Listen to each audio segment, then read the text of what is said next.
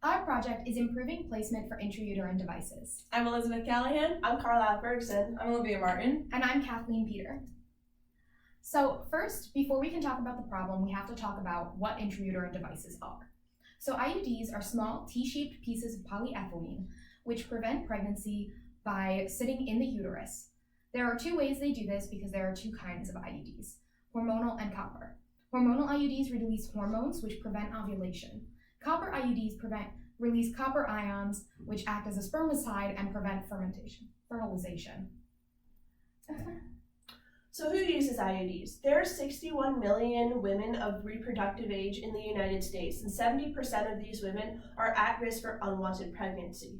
Out of the 70%, 7.2% are currently using IUDs as a form of contraception. This leads us into the clinical issues with IUDs. So IUDs are prone to migration, which can lead to perforation of the uterine wall, and the IUD can actually migrate into places such as the bowel, leading to a myriad of issues.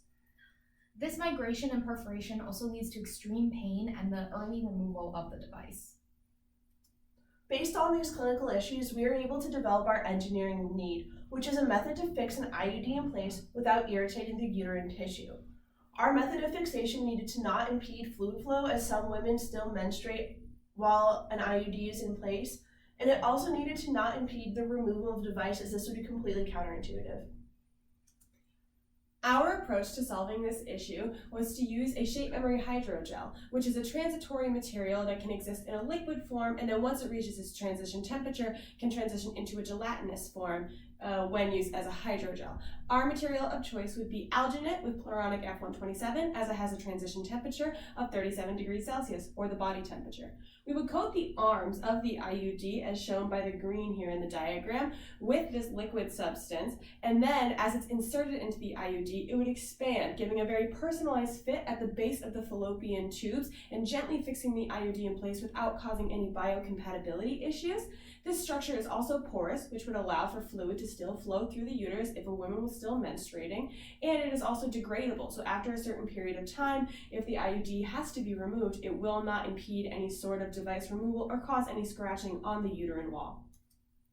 So there are a variety of costs that come with our new design on both the user side and on the manufacturing side. One of the biggest ones is that there would be a decreased lifespan of the current IUD, and this is due to the fact that we have a biodegradable shape memory hydrogel. So the lifespan of the device would depend entirely on the degradation rate of the hydrogel. There would also need to be new communication with insurance companies, because since we're modifying the design of the current IUDs, we need to make sure that the insurance companies would cover the new policies so that the already over $1,000 worth of IUDs would not hinder the customers. And then we also need to do extensive research testing to make sure that the IUDs are safe for use, because if the hydrogels can't retain their shape or if they block the fallopian tubes, that causes a lot of physical problems for the users. So who's our competition? Why is our IUD the best IUD? As Kat mentioned earlier, there are two types of IUDs currently on the market, copper IUDs and hormonal IUDs, and each have different issues associated with them. Copper IUDs release copper ions which can damage the uterine tissue, and hormonal IUDs aren't correct for every woman's body, so these can cause a lot of negative side effects. There's also alternative types of birth control, such as the birth control pill, but this requires a woman to take the pill at approximately the same time every day, and patient compliance can be decreased as not everyone is able to adhere to a strict schedule. Thank you so much for listening to our presentation. Are there any questions?